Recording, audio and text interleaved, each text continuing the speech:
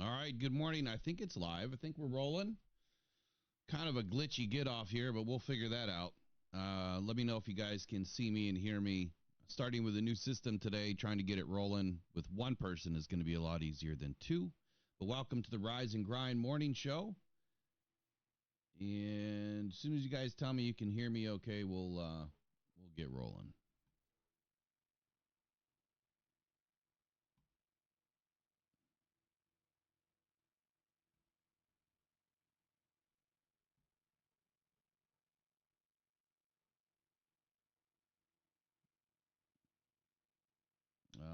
You can hear me just fine. Can you see me though? That's the most important thing. Can you see me?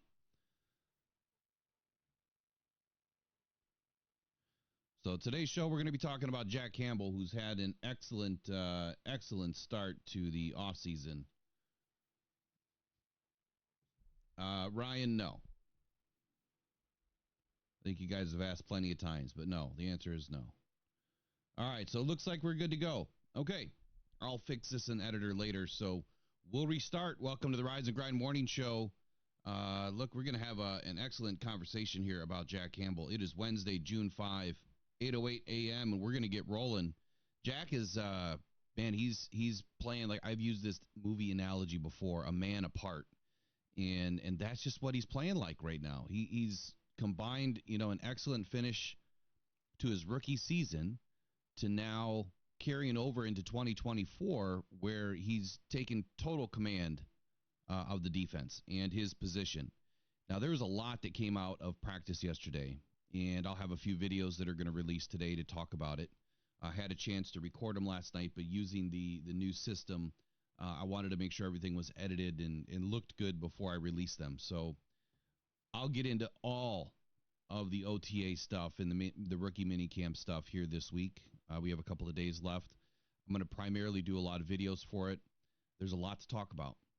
The Lions defense is stunningly aggressive in playing at a very high rate. If it continues, I understand it's pajamas, right? We're just out there running around in shorts and T-shirts and helmets. But if it continues, this defense is going places. And for all the people that were, real hard up on having a defensive end, opposite of Aiden, I think you guys are finally starting to realize why it was so important that we fixed the passing defense. The fact that they came out yesterday with, 4 interceptions? Again, just pajama practice. But that's still a big number, especially when you're picking off your number one quarterback who doesn't throw a lot of interceptions. And he's usually dicing these guys up. I mean, last year in practice, he had his way with that defense. This year, it's a different story. You've got ball hawkers everywhere. And I think it needs to be said, too, that we don't even have all of the new rookies in, right? We don't have Terry and Arnold, Ennis Rakestraw. They're not even in practice yet. Hanging back, with trainers. Jahmyr Gibbs wasn't even in yesterday. So DJ Reader's not in. There's still a lot more that's going to be added to this team. And it's only going to get better, right? It's only going to improve. So let's talk about Jack this morning. I'm going to try to manage the chat this morning too. I can already see could be difficult. Let me try to pull this over here. Got to learn this new system. Once I dial it in, we'll be good. It just might be a little cumbersome for a couple weeks. So let me welcome in the chat this morning. We got Eric Rintamaki, who's on his way to Vegas. We have Tracy in the house. Thank you again, Tracy, for all your help. I noticed yesterday you're helping some people out on the Facebook side. Appreciate that. We got Rick, James, Jack 2125, Ryan Van Valkenburg. Chef Talks Lions is in the house. Mike P, Moonscar Blade. And Mike P, I don't know what's up with your YouTube, man, but I swear you subscribe like once a week. And I hope that we don't have like a bunch of fake accounts, burner accounts, people trying to mimic you. But for whatever reason, it seems like you resubscribe often. I don't know why, but you might want to check your YouTube. Big Moose 88's in the house. Logan Wagner, Shadow Viper 619. And John Desage. Hey, been a minute for John. How you doing, man? Been a long time since I've seen you in here. And of course, James, Goff is only getting better playing with our elite defense. That's a great point, man. Iron sharpens iron, the most amazing cliche statement ever, right? But it's true. It's absolutely true. So let's talk about Jack. Let's wind it back, though. For all of you that don't know, his early career in the in college, Jack Campbell played college football at the University of Iowa. He was a standout linebacker. He was one of the players that I selected to the Lions last year during my pre-draft and draft mock drafts. I had him going in the second round. I did not expect that Jack Campbell was going to be a first-round selection, but I think now it's evident as to why the Detroit Lions wanted to take him early. They wanted that fifth-year option. They probably felt that there was going to be a little bit of time for him to acclimate to the NFL. And having that extra, season, should they need it, to help him develop is something that obviously made sense. The fact that he's come in and played the way that he has already, I think has shocked quite a few people. Not me. I mean, I expected his play, watching all of his tape through Iowa. Incredible. Just absolute. I mean, there's no other word to describe it. The guy is going to be one of the best linebackers in the NFL. I guarantee it. And you can bookmark that because it will stand the test of time to be true. I promise you. But anyway, as a standout linebacker, he earned multiple accolades while at Iowa, including being named a finalist for the Butkus Award, which is given to the top linebacker in the nation. His college stats included 299 total tackles, 6 sacks, 3 interceptions, clearly showcased his versatility and ability to meet the game in various ways, but he primarily played the Mike linebacker position at Iowa. During the draft, as we know, the Detroit Lions selected Jack Campbell in the first round, 18th overall, and they really, loved the fact that he was a great leader. He had great tackling ability, high football IQ, extremely high RAS score, all of the things that, checked boxes for these guys, right? I mean, these are all the things that Brad Holmes looks for. And in his football IQ is probably one of the best on the team. Now, I know last year he played a little panicky at times, was in the wrong position at times, but those are rookie mistakes. You're going to expect those things. What we're seeing this year is a complete transformation. So I'm really expecting a different level of play out of Jack Campbell, and we've already seen it this week in mandatory minicamp. As a rookie, though, the Lions asked Jack Campbell to do a ton. Not only did he have to learn the Sam position, playing as an on-ball, on-the-ball rusher, but he also had to man the Mike position. So he learned a position that he's never played before. The Sam linebacker position, it involves a lot of movement, right? You're dropping back in coverage quite a bit. Things that he, excelled at Iowa at the Mike spot, but he didn't have to do a whole lot of that at Iowa. And at times he got burned. At times he struggled. But I think that the situation for Campbell couldn't have been better. Walking into a room that had a leader in Anzalone, you got guys around him that played, a few seasons in the league. Watching what happened with Rodrigo and how he was able to develop, under Calvin Shepard and AG and Dan Campbell, there was no reason why Jack Campbell couldn't follow in those same footsteps, and he did. His progress, was evident during the team's organized activities this season in OTAs and minicamps, or even last season, where he had shown significant improvement and development since the offseason. Last season, he played a total of 790 defensive snaps, which was the highest among the Lions linebackers. Now, those stats are per Pro Football Reference and other sources. I feel like some of these stats may be a little off, and I don't have a ton of time to go through and try to verify every single one.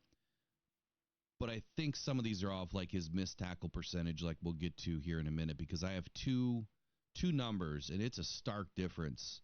And per Pro Football Reference is what I'm going to roll with this morning, even though it's not as good of a stat.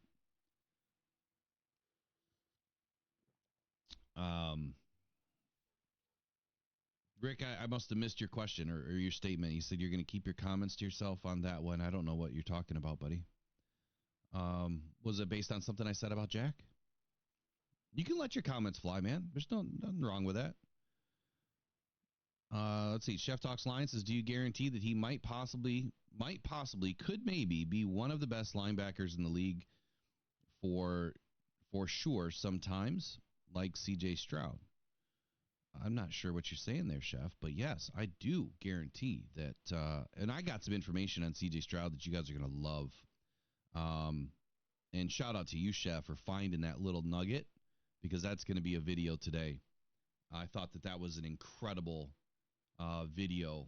Not to get off on a tangent here, but C.J. Stroud had something to say, and I'm not going to give it away. For those of you that have seen it already on Facebook, he had something to say about the Detroit Lions, and I thought it was absolutely incredible.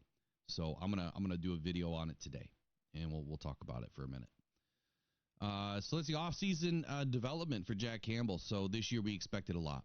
We really expected a lot. Oh, I see now. Sometimes when you guys type things, they don't make sense to me when I read it, But if I go back and look at it, it might make sense. And that's probably because you're trying to, use S-bar. You're trying to make it as short, as quick as possible. And I don't know. My brain doesn't work that way some days. So anyway, off-season development doesn't work every day some days. So, and that made no sense. See, it just doesn't work. Off-season development for Jack Campbell. We really expected a lot this year. We absolutely did. I mean, coming off of the season that he had, we expected that what we saw last year, the last 8 games of the season, was going to be the floor for this guy. And I truly believe it is. I think he only goes up from here. He only gets better from here. He's going to have his mistakes, but I feel like what we're going to see out of these linebackers this year is going to be totally transformative from what we saw last year. These guys are going to be moving around a lot more. I feel like we're going to see more linebacker blitzes, and that's where Jack is going to be able to excel.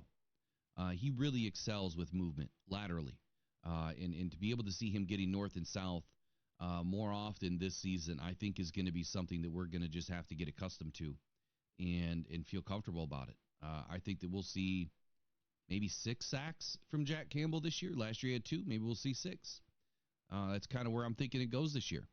So off-season training and focus for Jack Campbell was a big part of his offseason, right? I mean, he focused on improving his coverage skills, which were a detriment last season at times, and speed to adapt to the fast-paced nature of the NFL. He did struggle with some of the faster players that he had to cover. Now, remember, he didn't have to cover a whole lot at Iowa, so that's kind of new for him when he was in the Sam position.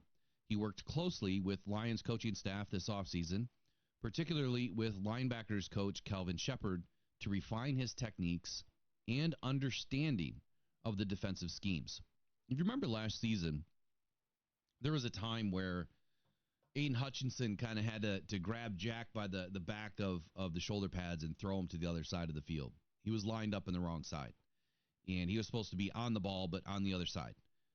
And it's those types of rookie mistakes that you hope you don't see this year. And I don't think that we'll see those things out of Jack this year. I think that he's going to command this defense. Aaron Glenn had a few things to say about him that I'll talk about here in just a moment, that I think we'll be rest assured that it's going to be a different style of defense this year and a different type of player that Jack Campbell is going to become, which, I mean, I don't know how much better he can get, but it's going to be fun to watch. So team activities and leadership for Jack this offseason. He took part in all voluntary OTAs. Good job. We'd like to see that. Don't like to see guys holding out. I mean, if they got personal things going on, weddings, kids being born, graduations, stuff like that, it makes sense. You might miss something.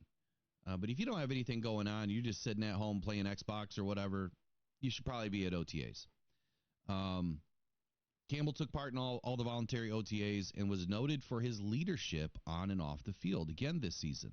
His efforts during these sessions were praised by head coach Dan Campbell, who highlighted his work ethic and attention to detail. The Lions defensive coordinator, Aaron Glenn, got the ball rolling this past month when asked about the growth of the second-year player in Jack Campbell. it was one of those answers when I listened to what when Aaron Glenn had to say.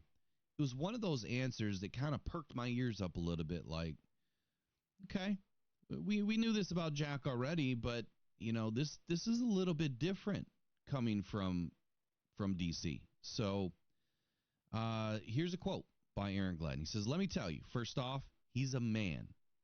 I'm glad that we know that, Aaron Glenn, but you get what he's saying, right? I mean, he's a man. He's a man amongst boys at his position. He's a grown man. He's really taken control of this offseason the way he should take control of it. He's a true Mike linebacker. He's a guy that lives, breathes green dot mentality as a Mike backer.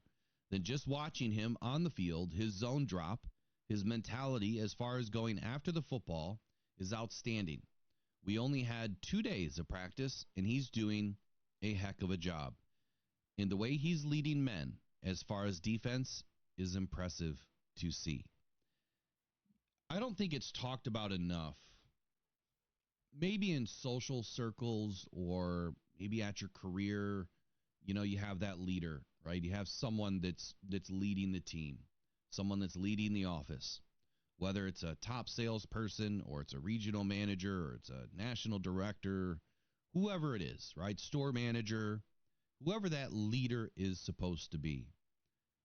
I think that and I think everyone could agree with this, you've probably run across some people that you just don't respect, right? You kind of don't care what they have to say.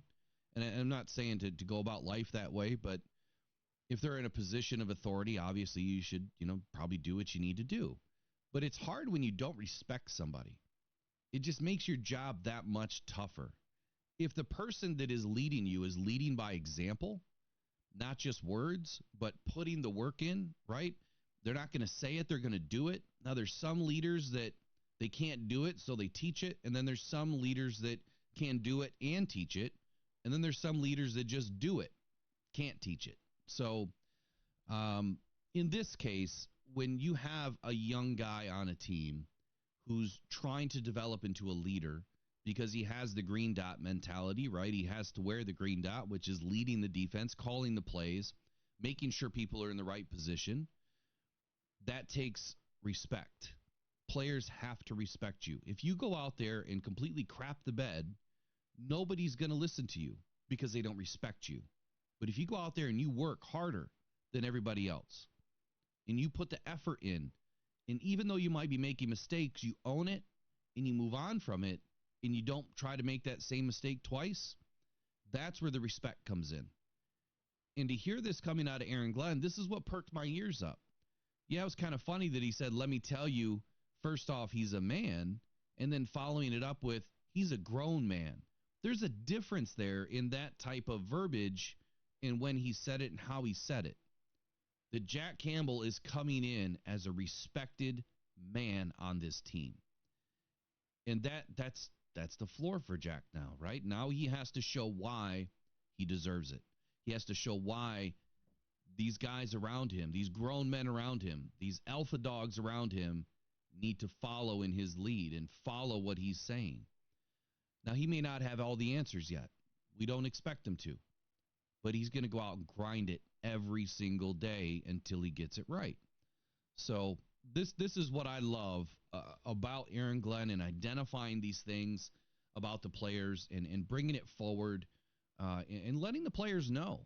He's not afraid to let these guys know that they're doing something right. At the same time, he's not afraid to let them know he's doing something wrong.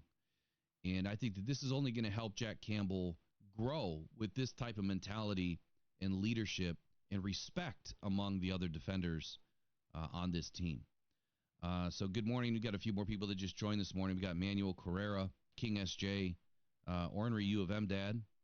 How you liking that jersey, Ornery U of M Dad? You were one of the winners. We had quite a few winners. So Manuel Carrera says, let's see. I'm not going to say that. I don't know where we're going with that one there. Motown Mitch says, "Morning, everyone. Lions rule, Bears drool." That's kind of funny. Rick says, "My brother-in-law is a great example." Oh, no. Orner UVM Dead says, next wave of young blood is coming in. And Eric Rittabaki says, would love to see Jack lead us in tackles this season. Interesting you say that. So Jack Campbell, not skipping ahead too far, was second in tackles for linebackers last year. Pretty incredible, only behind, he was second on the team. 95 tackles last year, behind Anzalone. So could he do it this year? Absolutely. He absolutely could. So as a rookie, the Lions asked Captain Jack to do a lot, like I'd said. Not only did he have to learn, this Sam position, but also the Mike position. He's gone through a complete transformation this offseason. DC, Aaron Glenn, has had a lot to say already. But for a player like Campbell, a player who's entered the league with very high expectations, not only as a first-round pick, right, but at a position where first-rounders are increasingly more rare. They're just not taken in the first round. It's exactly the sort of comment, and type of comments you want to see, not only from your defensive coordinator, but from people around the league.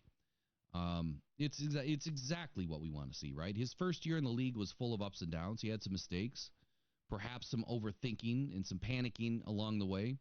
All natural, for young players in a very demanding role, to make those mistakes, right? To have those issues. But there is pressure, a lot of pressure to improve in his second season. The fact that we're already seeing it is great news for the Lions. So Tuesday, big day, big day at mandatory minicamp. Standout practice for Jack Campbell. He recorded 2 interceptions, not 1, 2 interceptions. A sack in one team period. He also had a really nice hit on Sam Laporta. Please don't do that again, Jack. That likely would have been a pass breakup at full speed and generally looked like he was commanding the defense from the Mike spot. Alex Anzalone said Campbell picked up where he left off in the second half of last season. A little less panicky and just playing football. And said that that's the key to a good linebacker in his play. Campbell, too, believes it's starting to finally come together. And this is what Jack Campbell had to say so far. He said, year 2 has been good. It just started. For me, it's the same mentality I've had my whole career. Even though I'm only in my second year, I just try to be a true professional by how I do things. Also, with just the schematics of the defense, AG's back. We're going to be pretty much playing similar stuff. We might throw some new stuff in there, but I'm just mastering that and focusing on that, and also being able to help anybody that I can along the way. This year, the standard is higher, especially for the defense. We carry that as a team. So great statement by Jack Campbell. He's recognized, some of his own deficiencies, right? He's worked on them all offseason. And now entering his second year, he knows that the standard is higher, right? The bar is higher. You can't go backwards in year 2. The sophomore slump cannot exist for the Detroit Lions this year. I know that there's some people that think it's Super Bowl or bust, right? And I mean, that's a great statement. Every team is thinking about making the Super Bowl, right? I mean, that's the number one goal.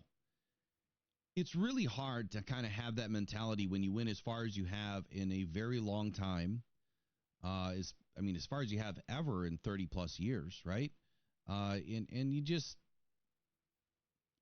now you're expected to get back to that game, and you're expected to win that game, and you're expected to go to the Super Bowl. I would be lying to you if I said that I did not expect the Lions to go to the Super Bowl this year. Like, I would be lying to you if I told you I didn't believe in that. But at the same time, the realistic side of me understands that we are the hunted. We are no longer hunting.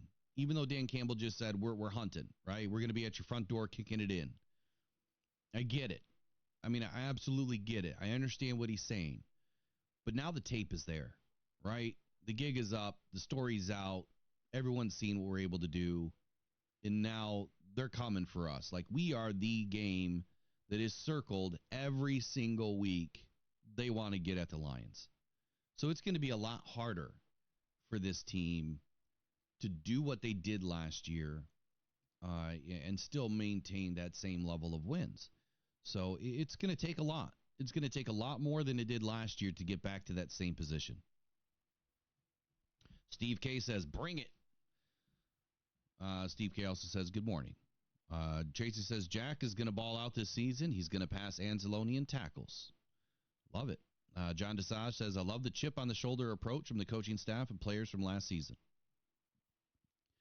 And Motown Mitch says, I don't get the Campbell hat dude was second in tackles on the team with limited snaps. Campbell is about to explode. Oh, he says, I don't get that Campbell was second in tackles on the team with limited snaps. So he had 790 snaps, I believe. And I think Anzalone was close to, 1,000 or something like that? Big difference. Big difference. So rookie season stats, we'll get into it now. How about that? 2023 for Jack Campbell, played in all 17 regular season games, including 3 postseason games. Started 12 of the regular season games. He recorded 95 95 total tackles, 60 solo, 35 assisted, 2 sacks, 1 interception, and 5 pass deflections. 5 pass deflections. That's pretty solid. He finished second on the team in tackles, only behind Alex Anzalone. His performance earned him a spot on the NFL's all-rookie team. Incredible performance, man. Again, I have to send it back to Brad Holmes. Where would we be without this guy? Brad Holmes he's completely masterminded this whole process. And he's fast-tracked this process. Even though he said it was going to be a slow walk, it's been a pretty brisk pace to get where we are at right now. So hats off to him in his performance, because whatever he's doing, man, he just needs to keep doing it. I wouldn't change a thing. He finished 8th in the Associated Press for Defensive Rookie of the Year voting. I have to say, I was shocked the fact that he was even mentioned. I just didn't see where his season kind of popped off the page to be mentioned. I thought that Brian Branch had a better season, even though he was riddled with a couple of injuries. I thought that Brian Branch and the way that he played in some of his statistics, the ones that really matter, were better than Jack Campbell's. And I think he finished 7th. I think Brian Branch was 7th in the Rookie of the Year voting. So Jack Campbell only had 2 penalties. Now, this is a big one. He only had 2 penalties all season. And you know what? I'm cool with these penalties, because one was roughing the passer that I don't think any one of us thought was a penalty, and illegal contact, which that one clearly was a penalty. He did make contact with the receiver downfield a little early. Both of those penalties were accepted for a combined 20 yards in penalties all season. Pretty damn good, man. Like, really good. Maybe the most glaring stat line, though, was his coverage ability. Now, again, he didn't have to cover a lot at Iowa. And depending on how you look at it and look at the stats, you could probably make an argument either way. Did he do it good enough? Was he good enough as a rookie? Or was he a liability? And I think that there's a conversation for both. I really do. And you guys can make up your own, opinion of this, but he was targeted 31 times. He led up a completion percentage of 80.6 for 25 receptions, 298 yards on the season, 11.9 yards per completion, 9.6 yards per target. He only led up 2 TDs, but his quarterback rating when targeted was 128.2. That's pretty foul. Like, that's not good.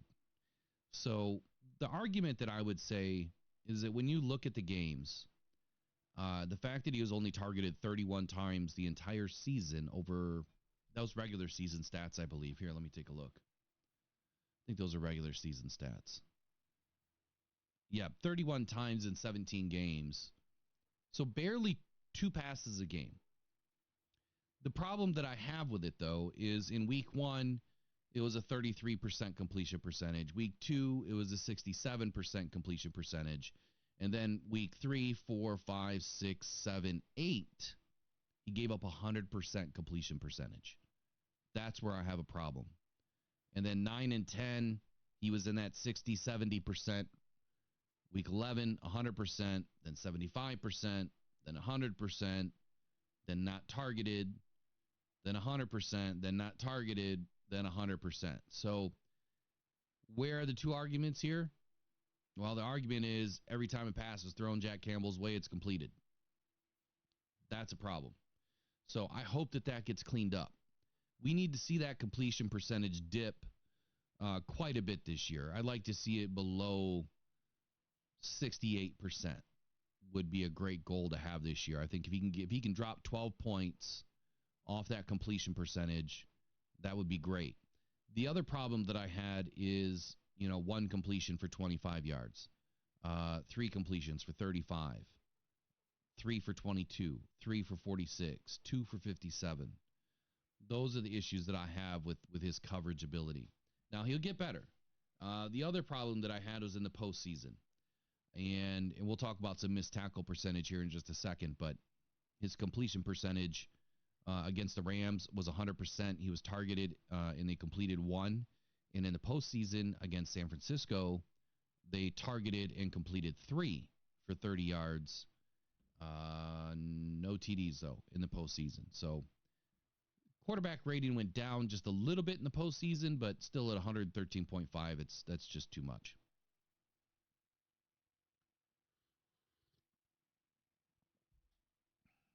King SJ says, being the hunted will make it more difficult, but also a good problem to have. I agree. Absolutely agree.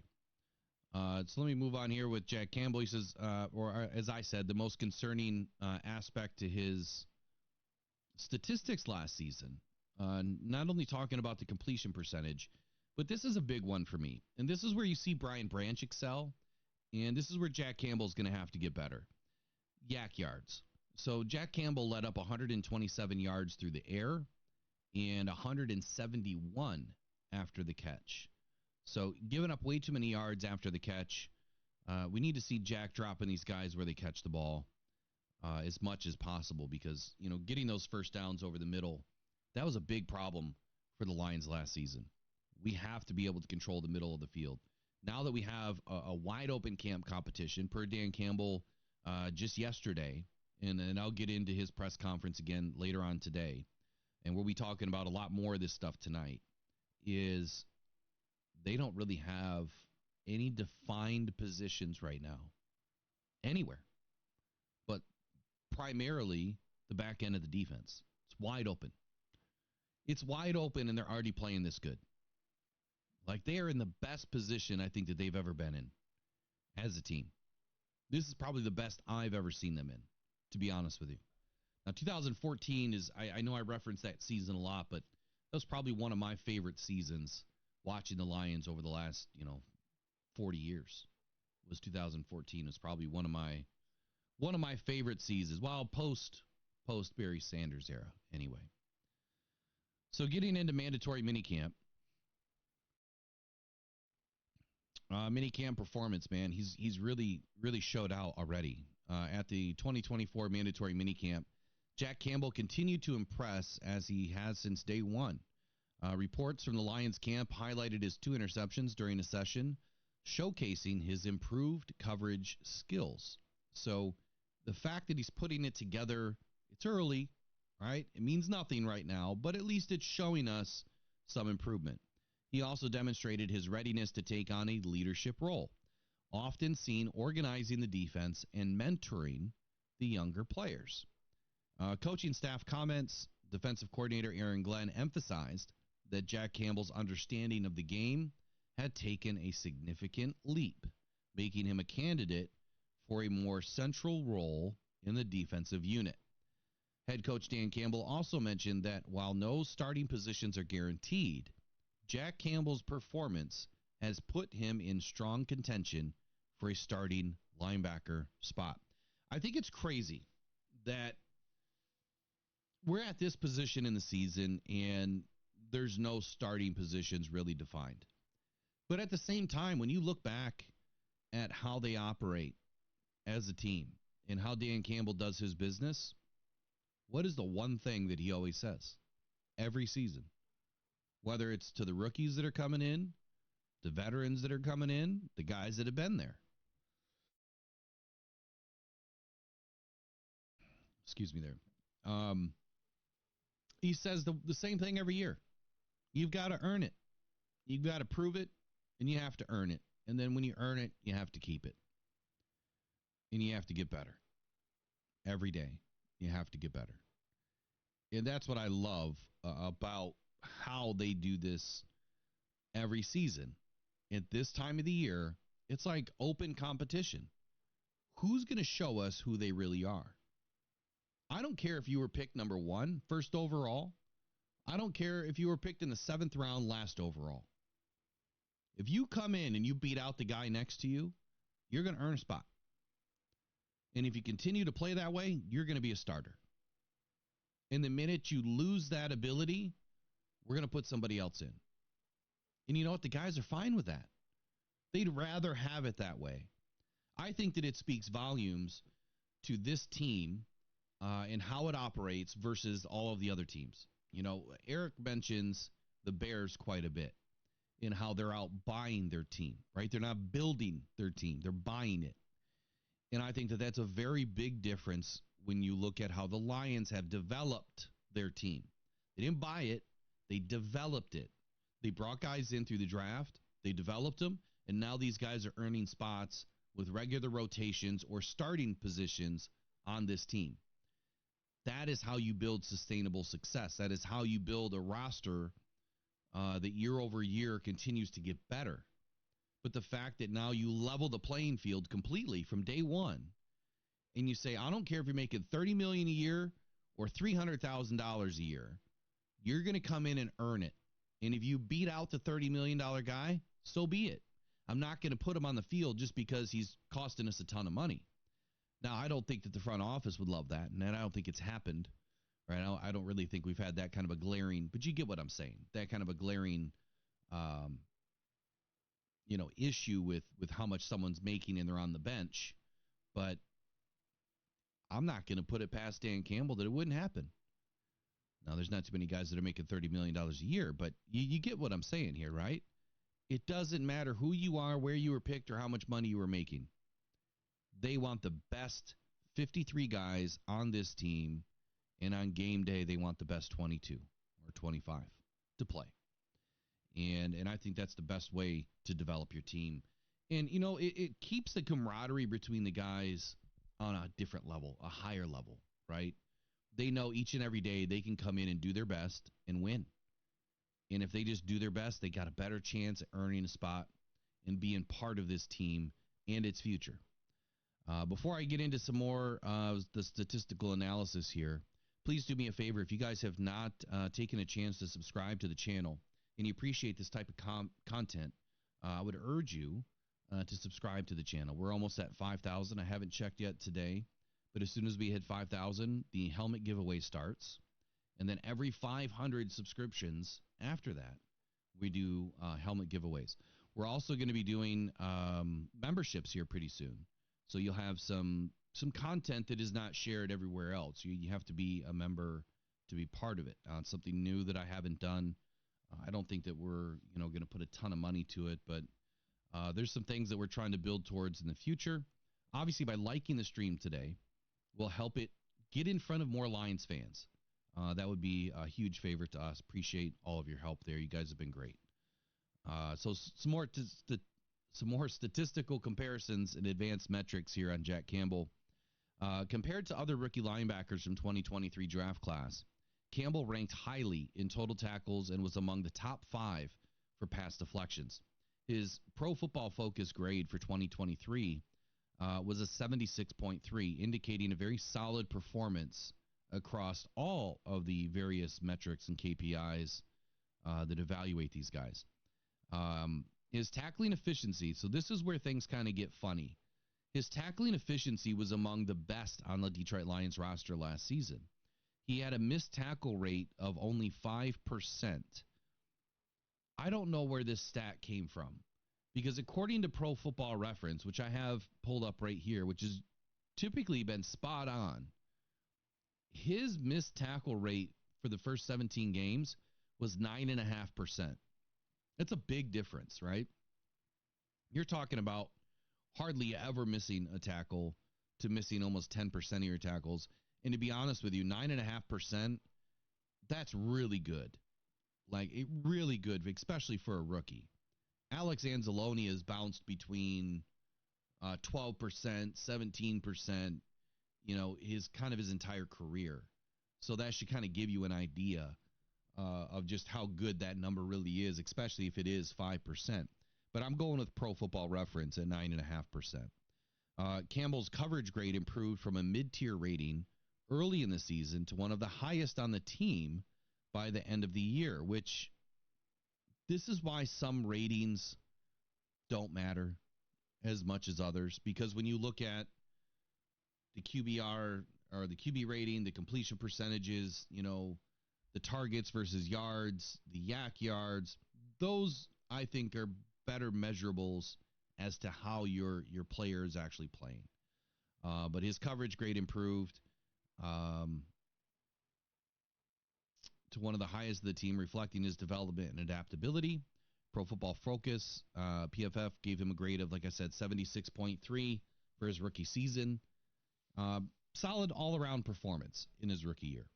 Where did he struggle? I kind of mentioned this earlier, but he struggled in the playoffs. He really did. He struggled missing 25% of his tackles combined through 3 games. He missed 0% against the Rams, 40% against Tampa Bay, and 30% against San Francisco. What does that look like? Well, as far as tackles, he had 5 against the Rams. These are combined. 3 against Tampa Bay and 7 against San Francisco. So, if you do the math on this, that means that he probably would have had 10 against San Francisco. He probably would have had 5 or 6 against Tampa Bay, and he got all 5 against the Rams. Solid performance, though. I mean, he did improve in some metrics in the postseason, like the quarterback rating went down by 15 points. His yak yards went down a little bit. He only gave up 4 completions on 4 targets, so 100% completion rate. But he only gave up 45 yards. It could have been worse than that.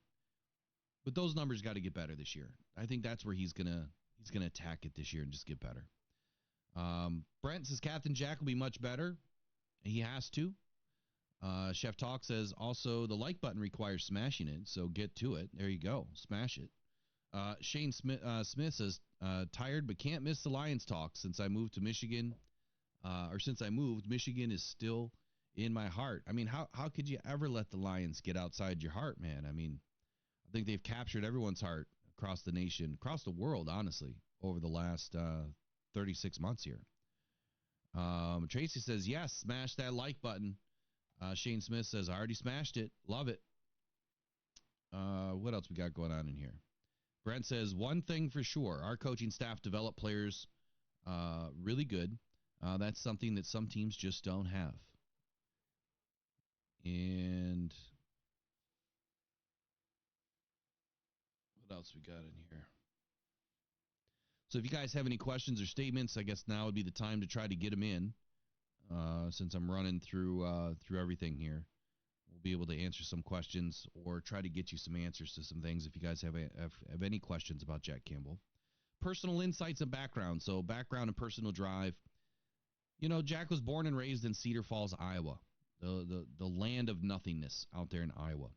His work ethic was instilled in him from a very young age. He has often spoken about his desire to honor his family's values through his performance on the field. I think that's big, man. Family values are big. And the fact that he feels compelled to do everything in life based on what, he's been taught since a young age speaks volumes to his character, too. Community involvement. Campbell is known for his involvement in community services, participating in various Lions charity events and community outreach programs. His leadership extends beyond the field as he aims to make a positive impact in the Detroit community. Here's my conclusion on Jack. Looking ahead, I think that his trajectory would suggest not only is he going to be one of the best linebackers on this team, he's going to be a cornerstone on this Lions defense for many more years. And I do believe he will become one of the best linebackers in the league in short order. And the reason why I say that is I caught a glimpse of an episode. I think it's 97 won the ticket. But I happened to be listening to it one morning, and he came up with some stats. I can't remember the guys' names, but he came up with some stats about the All-Pro selections. And we know that Jack Campbell finished 8th in AP Rookie of the Year ranks, right? Finished 2nd in tackles on the team last year. But in snaps, Anzalone was registering a tackle every 9.23 snaps. I've never seen this metric. I'm going to have to find it. But how many tackles you're getting per snap, I mean, I guess I could just do the math. But if it's already done, that would be great. The All-Pro selections from last year at linebacker, Fred Warner was getting a tackle every 8.49 snaps. Roquan Smith was getting a tackle every 7.55 snaps. Quincy Williams every 7.75 snaps. And Jack Campbell 7.86 snaps. And he didn't nearly have, the amount of snaps as all the other guys or the all-pro guys. So, I mean, there's something to be said there, right? I mean, I think that when you look at the totality of the snaps and the metrics, they should probably be very similar. But he's doing it on a much more consistent basis, I guess you would say, with the, lower amount of snaps. I mean, the amount of snaps he had is nothing to balk at. I mean, he still had a ton of snaps. So it's 790 or whatever it was. That's a lot of snaps, especially for a rookie. And he's registering a tackle every 7.86, which puts him right in line with all these guys. Better than Anzalone by 2 snaps. Better than Fred Warner. And just north of Quincy Williams and Roquan Smith. That's good company to be in. So shout out to 97 won the ticket for throwing that together. It's a great stat, man. Love it. Look, with his continued development, I think I've already said it a few times this morning. Sky's the limit for Jack Campbell. He's going to settle down this year. The game is going to slow down for him. He won't be as panicked.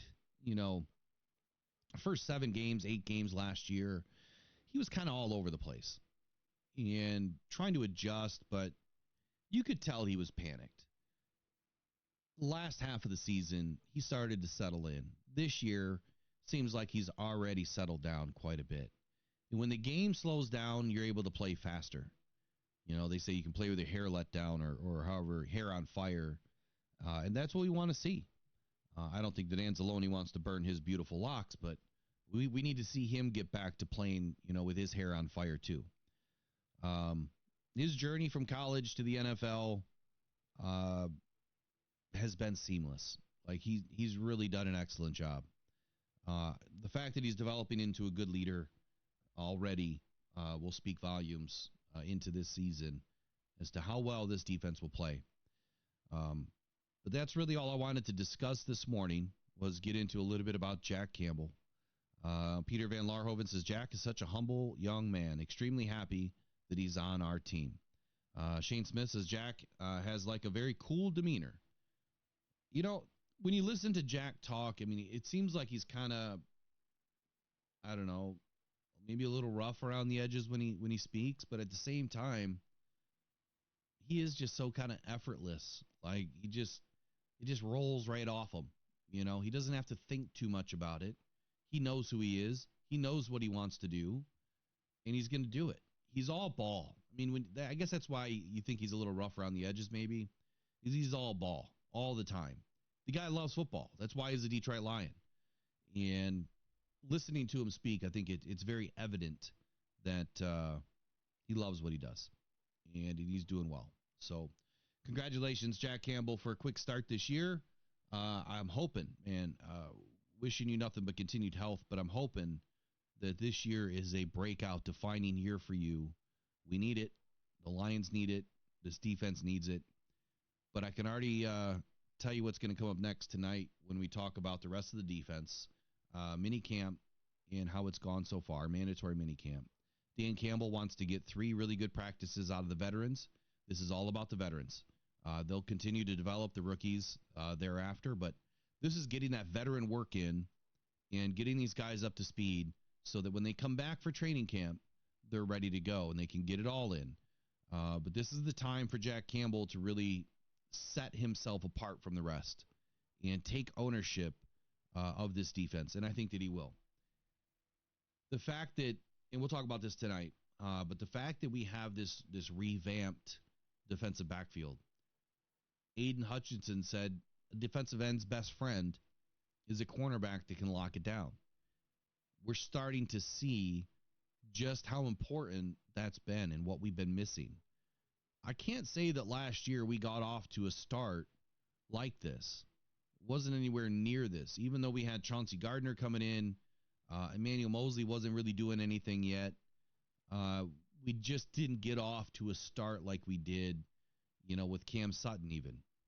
He just didn't pop off the page. When I watched him in training camp, I thought that he had some good days, but I wasn't overly impressed with what I'm seeing already.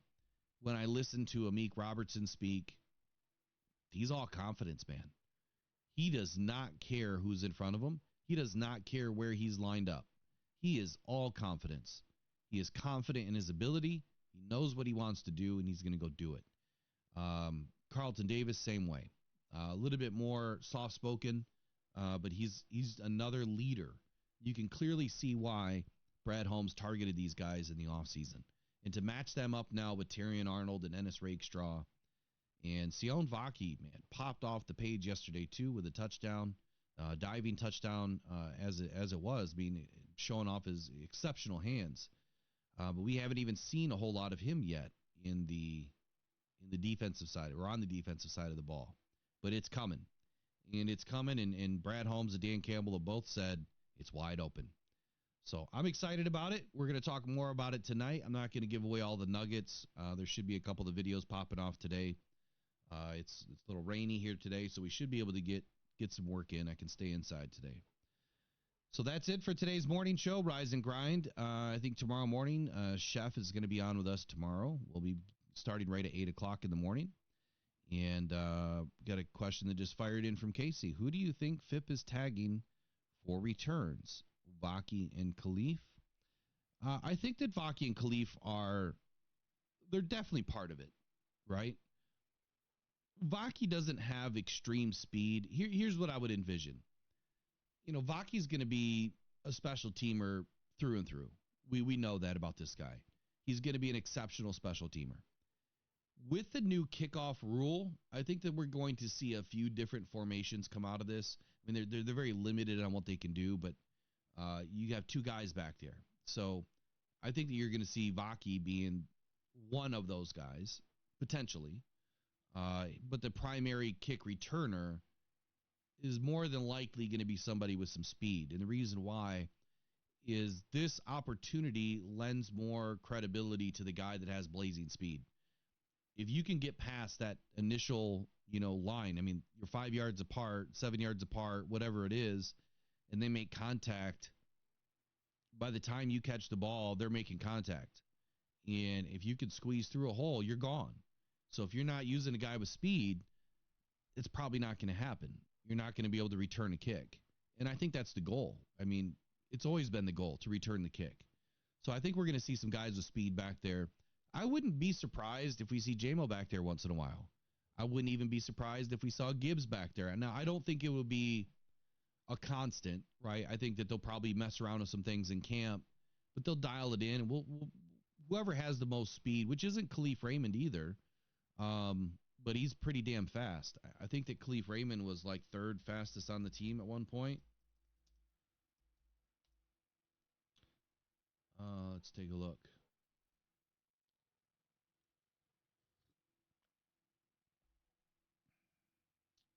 Yeah, he runs a 4.34. So, to your point, that's your speed guy. Khalif could be the guy. He's a little bit smaller and more slippery. That definitely helps in the return game. So it could be Khalif. He could be the primary guy. Vaki, I think, runs like close to a 4.5. But putting him back there as a primary blocker, after the catch, I think would be a good move. So we'll see. We'll see what happens. I think the JMO can return kicks. I just feel like they're not going to risk injury. They're not going to take that chance. I think we might see those guys back there, just getting some reps, but I don't think it's going to be something that we should expect here in 2024. If you guys remember when JMO, was drafted, it was during that summer that Dan Campbell said that he was going to put JMO back in punt return situations, and I lost it. I completely lost it. Like, you don't do that. Don't put him in that mix right now. I mean, I get it. He's got great speed, but let the guy learn the game. Let's not get him injured. Wicked injuries come from the return game, at times. I know it's a topic of conversation, just how many injuries, but yeah, I wouldn't do that. We're limited. We're very limited. JMO has to be our number 2 wide receiver, and there'll be a video coming out about that too. There's more information about JMO. It looks like he's on his way, so we'll see what happens. DPJ can return. I think that he could. I just don't know how fast he is. I don't know if he's got that blazing speed. Can't remember all these guys' stats. 4.48. So he's kind of in the Vaki conversation. Vaki runs like a 4.5. Now, they do seem to run a little bit faster, on the field with GPS. But, again, I think that Khalif is your guy right now.